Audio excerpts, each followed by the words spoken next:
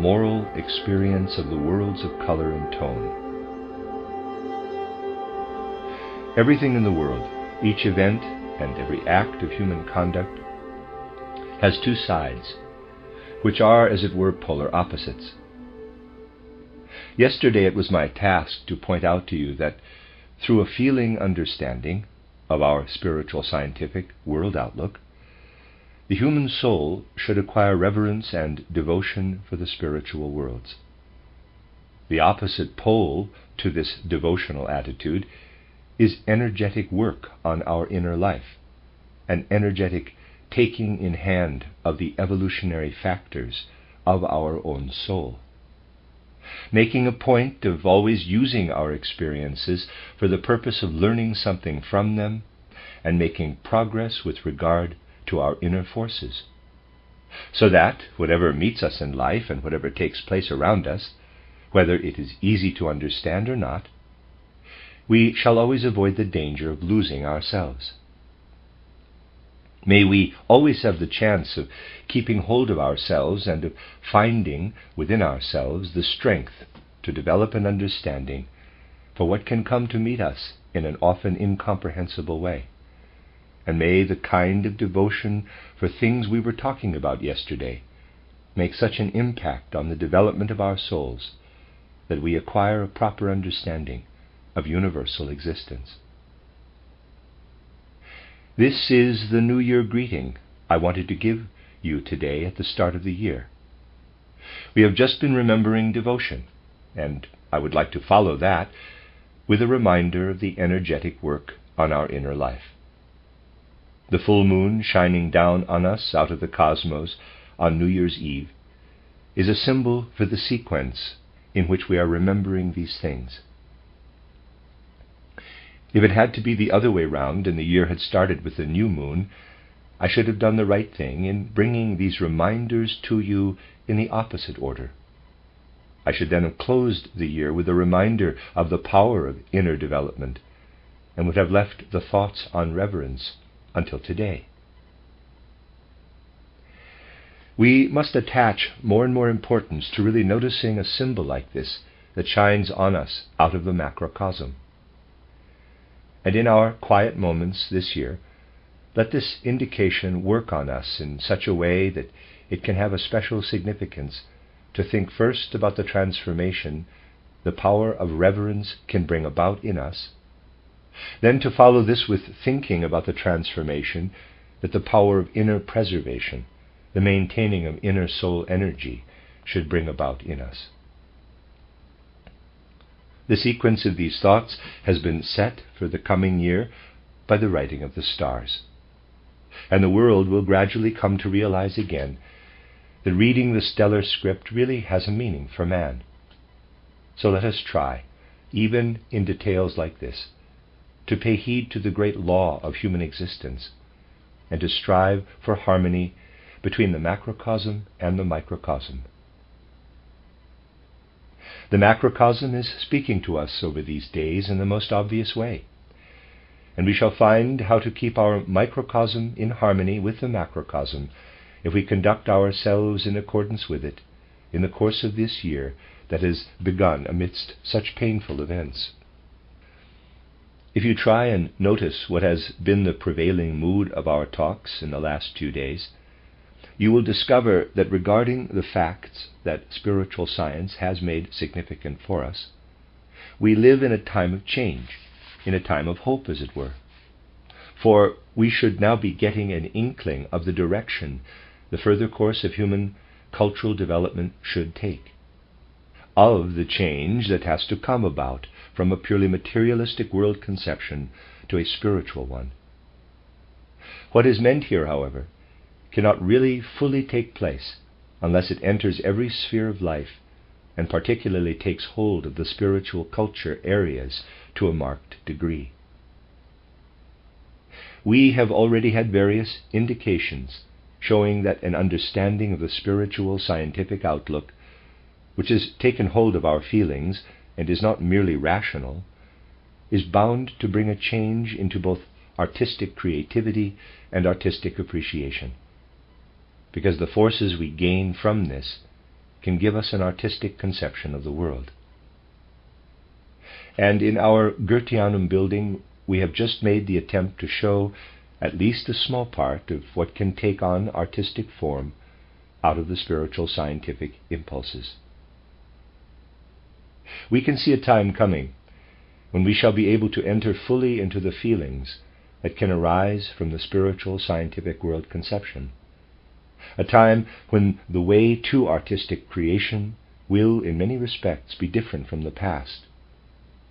It will be much more alive, and the medium of artistic creation will be experienced much more intensely in the human soul.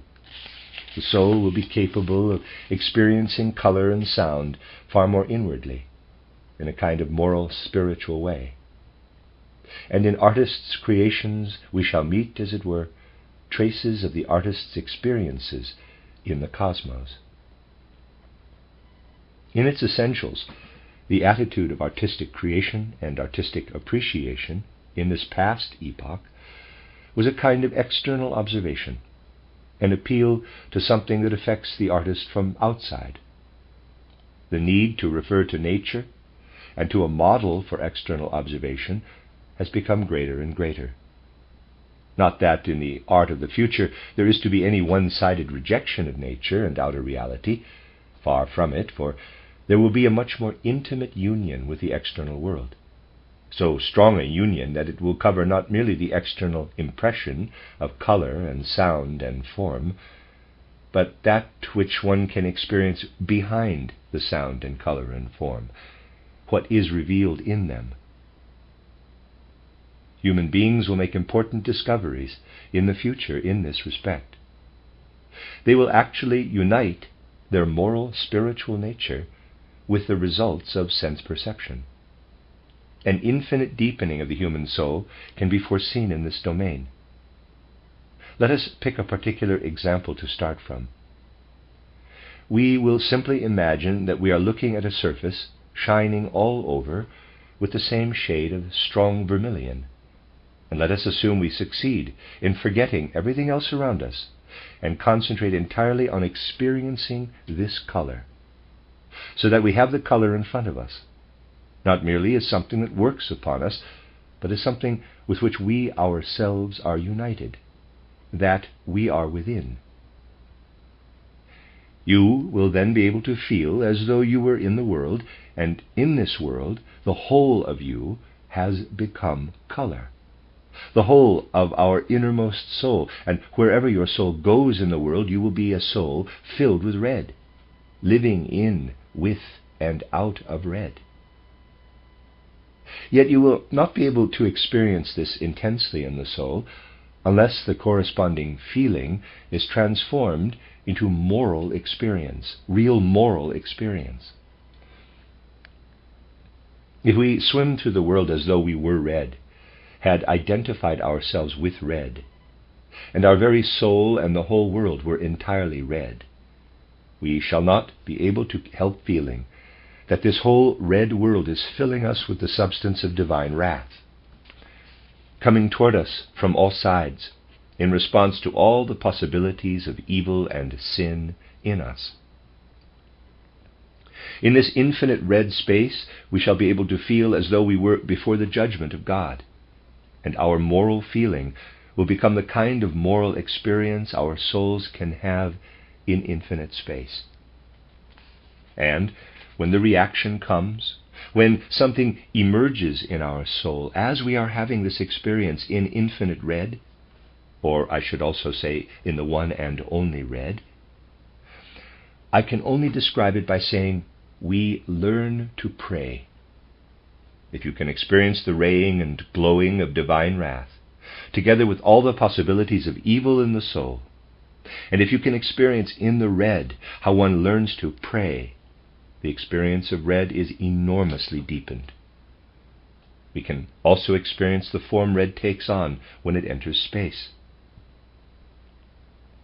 We can then understand how we can experience a being that radiates goodness and is full of divine kindness and mercy, a being that we want to feel in the realm of space.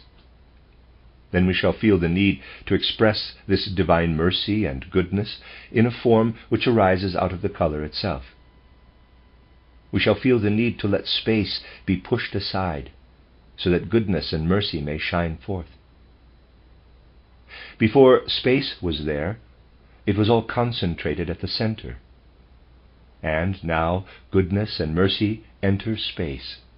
And just as clouds are driven apart, space is rent asunder and recedes to make way for mercy. And we have the feeling that what is being scattered must be drawn in red. Here in the center we shall have to indicate faintly a kind of magenta shining into the scattering red. We shall then be present with our whole soul as the color takes on form. And with our whole soul we shall feel an echo of how the beings who belong especially to our earth process felt when they had ascended to the Elohim stage and learned to fashion the world of forms out of colors. I'm going to read that sentence again. And with our whole soul we shall feel an echo of how the beings who belong especially to our earth process felt when they had ascended to the Elohim stage and learned to fashion the world of forms out of colors. We shall learn to experience something of the creative activity of the spirits of form, who are the Elohim. And we shall then understand how color can create forms, as indicated in our first mystery play. We shall also understand something of how the surface nature of the color becomes something that has to be overcome, as it were, because we accompany color into the cosmos. If strong desire is also present, a feeling can arise such as Strader has when he sees the portrait of Capasius and says he would like to pierce the canvas. You will see that an attempt has been made in these mystery plays really to show in artistic form what it is like for the soul when it endeavors to expand in the cosmic forces and to feel what the spirits of the cosmos are feeling. That was, in fact, the beginning of all art. But the materialistic age had to come, an ancient art with its divine quality of differentiation, in which spirit was revealed in matter, had to change into secondary, materialistic, quote, after art, close quote, which the art of the materialistic age is, in essence, the kind of art which cannot create, but only imitate. The sign of all secondary art, all after art, is that it needs objects to imitate, and that it does not produce the form primarily out of the material. Let us take another example. Let us imagine we do the same thing with a more orange-colored surface than we did with the red surface. We shall experience something quite different this time. If we submerge ourselves in it and unite with it, then instead of feeling divine wrath bearing down on us, we shall have the feeling that what comes to meet us here has much less of the serious side of wrath about it, and does not only want to punish us, but wants to impart itself to us and arm us with inner strength. When we go into the world and unite with the orange surface, we move in such a way that with every step we take, we feel that by experiencing orange, by living in the forces of orange, we are becoming stronger and stronger, and that what comes to us out of orange does not come merely to punish us and break us with its judgment, but is a source of strength. This is how we go into the world in orange. We then feel the longing to understand the inner nature of things and to unite it with ourselves. By living in red, we learn to pray. By living in orange, we experience the desire for knowledge of the inner nature of things. If we do the same thing with a yellow surface, we feel as though we were transported back to the beginning of our cycle of time. We feel that we are then living in the forces out of which we were created when we entered upon our first earthly incarnation. You feel an affinity between what you are throughout the whole of earth existence and what comes to meet you from the world into which you take the yellow with which you are united. And if you identify yourself with green and accompany green into the world, which can be done very easily by gazing at a green meadow, shutting out everything else, and concentrating completely upon it, and then trying to immerse yourself in the green meadow as if the green were the surface of a colored sea, you experience an inner increase in strength in what you are in that particular incarnation. You feel yourself become inwardly healthy, yet at the same time becoming inwardly more egotistic. You feel the stimulus of the egotistic forces within you. If you did the same with a blue surface, you would go through the world with the desire to accompany the blue forever and to overcome your egotism, become macrocosmic, as it were, and develop devotion. And you would find it a blessing if you could remain like this for your meeting with divine mercy. You would feel blessed by divine mercy if you could go through the world like this. Thus we learn to know the inner nature of color. And as I said before, we can foresee a time when an artist's preparation will mean a moral experience in color of this kind, when the experience preparatory to artistic creation will be much more inward and intuitive than it ever was in past ages. These are only a few indications I am giving you, and they will be developed much further in the future. They will take hold of men's souls and enliven them with a tremendous sense for artistic creativity, whereas the materialistic culture that has entered our modern age has dried up the soul and made it passive. Souls must be stimulated again by a power from within. They must be taken hold of by the inner forces of things. As a specific example, I have taken the colors that flood the world. The world of sound will enliven and deepen the life of soul in a very similar way. During the period that is now drawing to a close, the essential thing was that a person experienced a tone as such, and the relationship of one tone to another. In the future, people will be able to experience what is behind the tone. They will regard the tone as a kind of window through which they enter the spiritual world. And then it will not depend on a vague feeling of how one tone is added to another to form melodies, for instance. But by going through the tone, the soul will also experience a moral, spiritual quality behind the separate tones. The soul will enter the spiritual world as though through a window. The secrets of the individual tones will be discovered in this experience behind the tones. We are still a long way away from this feeling of being able to go from the sense world to the spiritual world through the window of each tone, but this will come.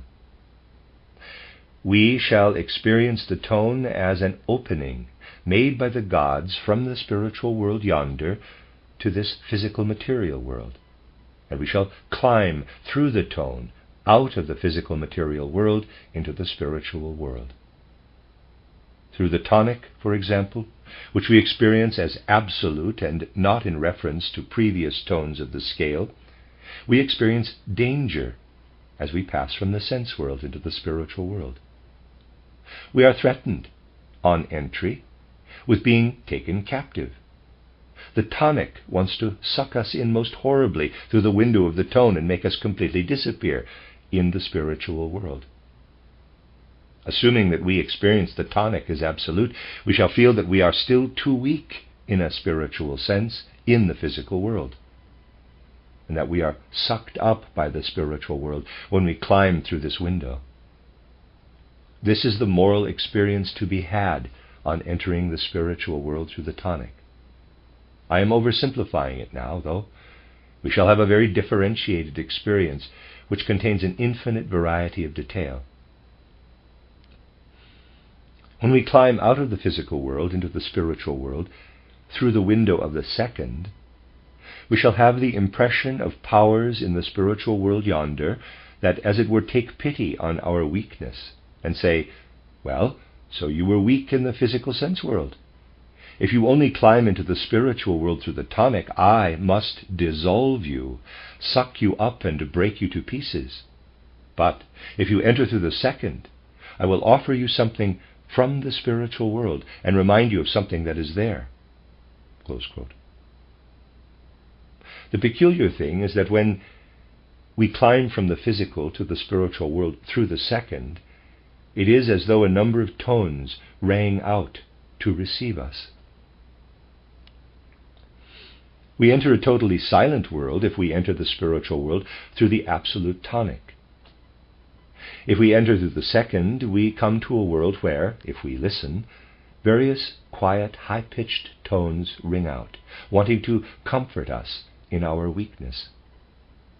Yet we must go through the window in a way we most certainly could not do in a physical material house, for the owner would give us a strange look if we were to walk in through the window and take the whole window with us. But in the spiritual world, that is what you have to do.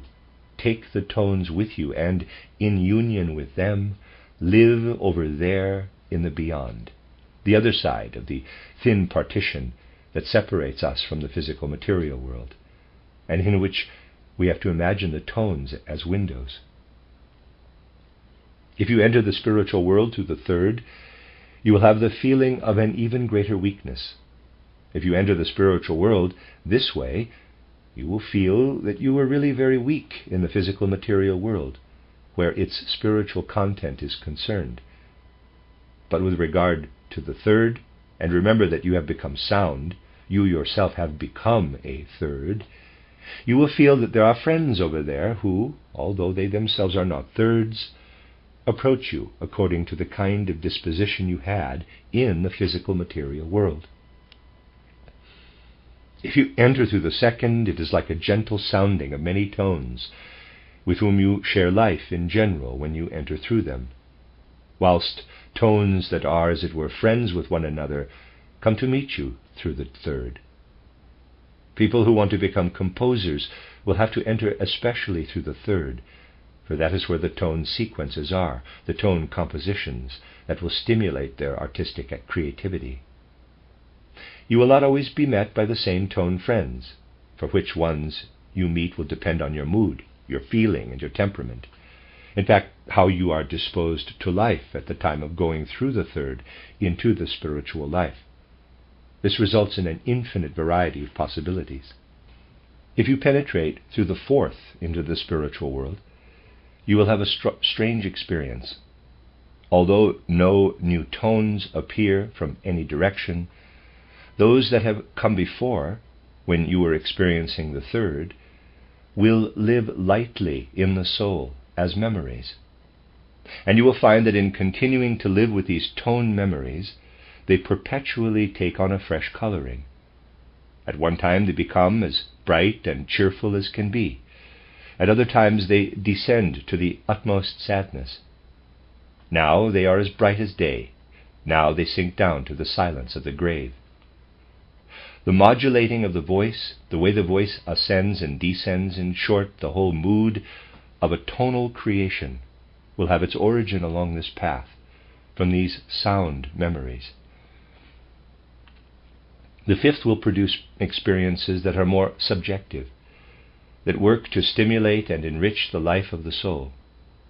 It is like a magic wand that conjures up the secrets of the sound world yonder out of unfathomable depths. Experiences of this kind will come to one when one no longer just looks at the things and phenomena in the world, or just listens to them, but experiences them from within.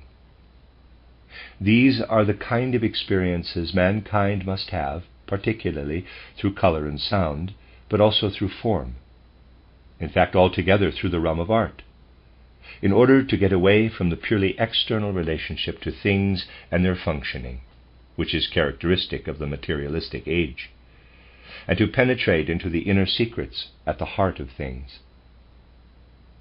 Then something tremendously significant will happen to man, and he will be filled with the awareness of his connection with the divine spiritual powers, which are subconscious when his awareness is confined to the material realm, and which guide and lead him through the world. And then, above all, he will have inner experiences, such as experiencing the forces which guide man from one incarnation to the next. If we omit to heat a locomotive, it cannot pull a train. The forces which make things happen in the world have to be continually stimulated. The forces which drive mankind forward also have to be stimulated, and this does happen. However, man has to learn that he is connected with these forces. I once had the following remarkable experience.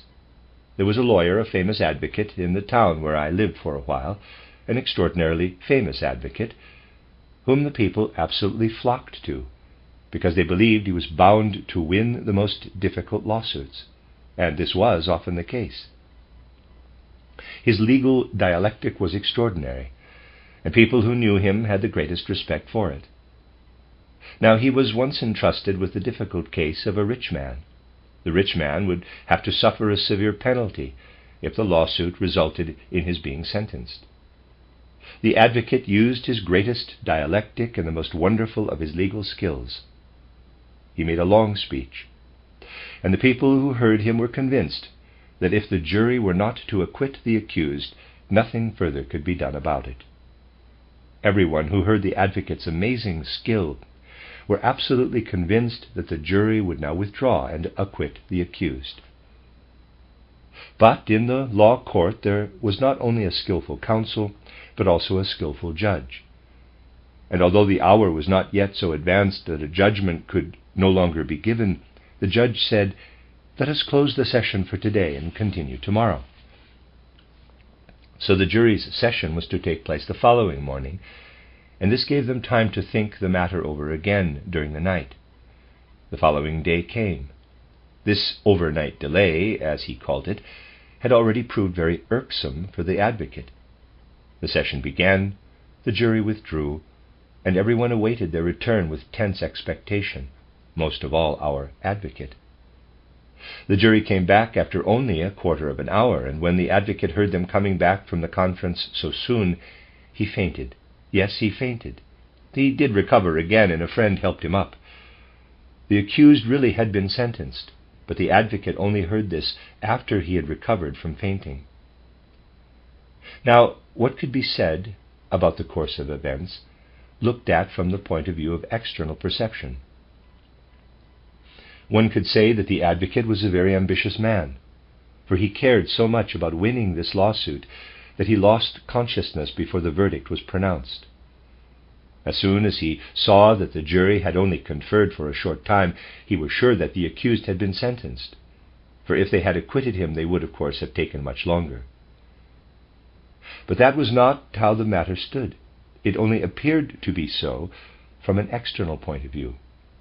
There was a kind of second layer of events behind what I have just told you.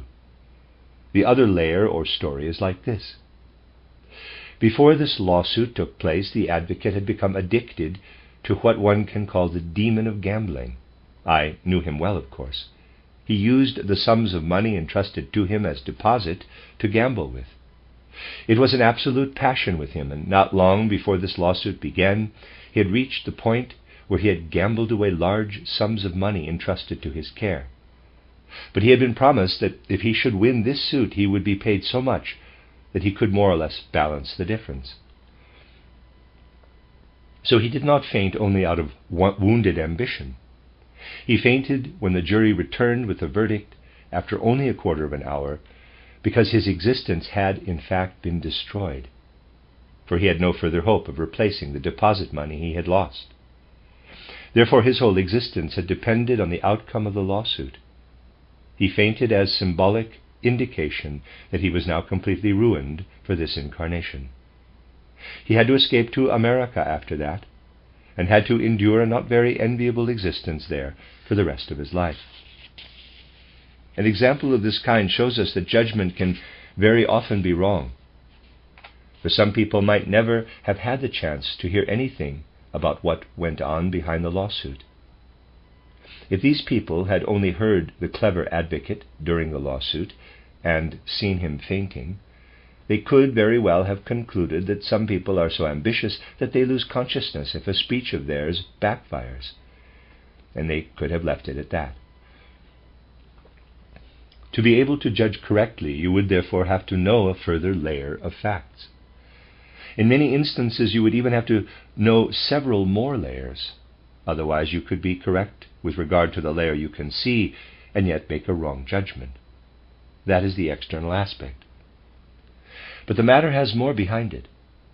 The fellow also had to find a way of getting from this incarnation to the next one. And here we have an example of how wise world guidance puts into the soul the forces it needs to lead it from one incarnation to the next. The man was in such an inner conflict that it destroyed his existence. He was in a terrible position.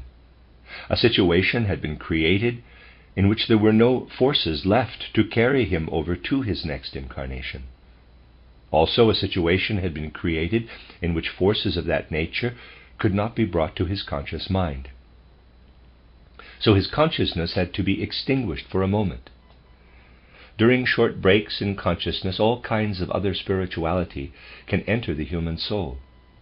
And in that moment he received forces capable of restoring his impulse to go forward into the next incarnation. Of course, an impulse like this can be given in many different ways. What I have described here was one particular case. These impulses are always there. But I wanted to show you that man's conscious life is linked with an ongoing process in the unconscious, and that in man's conscious life there are really points where the consciousness is suppressed, so that something can enter out of the unconsciousness. Sometimes these unconscious moments need not be long. They can be short spells, similar to fainting. Yet a tremendous amount of spiritual life forces can stream into the human being at such moments, both good and bad, and capable of good and evil. What I want to show you with this example is that in observing the world, mankind must try to notice links of this kind, which are of no significance to a materialistic outlook. You will gradually reach the point of becoming so perceptive for living links that you will recognize the moments in which the Spirit comes near to each human being. In the future, the world will no longer be explained so unequivocally as it is now, on the basis of material causes. But matter will be relegated to its rightful place, and at the same time people will realize that the material phenomenon is not the only thing, for spirit shines through it. We've seen that colors and sounds are windows through which we can ascend spiritually into the spirit world, and life also brings to us windows through which the spiritual world enters our physical world. The advocate's fainting fit was this kind of window. If we interpret this phenomenon correctly, we have to say that spiritual life streams down to us through this window. It is clear to us that these forces flowing into us cannot be explained on a purely material level. So, there are windows in the tones through which we ascend from the physical material world into the spiritual world. And there are also windows through which, if we remain in the physical material world, the Spirit can descend to us. If we do not perceive the fact that Spirit descends to us through such windows, it is like someone opening a beautiful book who cannot read. He has the same thing in front of him as someone who can read. But if he cannot read, he sees unintelligible scribbles on the white pages, which at the most he can just describe. Only a person who can read is capable of following a biography, or a piece of information which has been laid down in these strange signs. A person who cannot read world phenomena is like a cosmic illiterate, where these phenomena are concerned. A person who can read, however, reads the ongoing process of the spiritual world in them. It is characteristic of the present materialistic age that materialism has made people illiterate with regard to the cosmos, almost 100% so.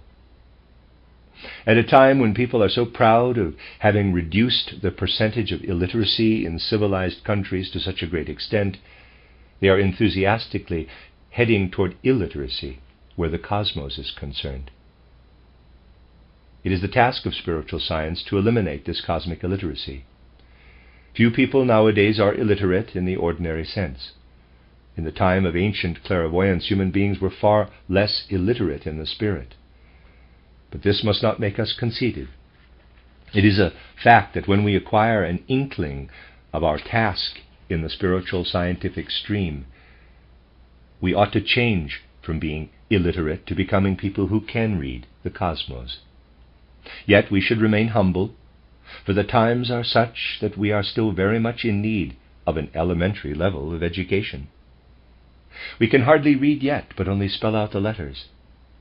Yet we can be gripped by the impulse to change, an impulse which is breaking in upon mankind through these things. And if we are gripped by them, we shall have the right attitude to what the signs of the times are demanding of us, and we shall enter into them as people who rightly belong to the spiritual, scientific, world conceptual stream.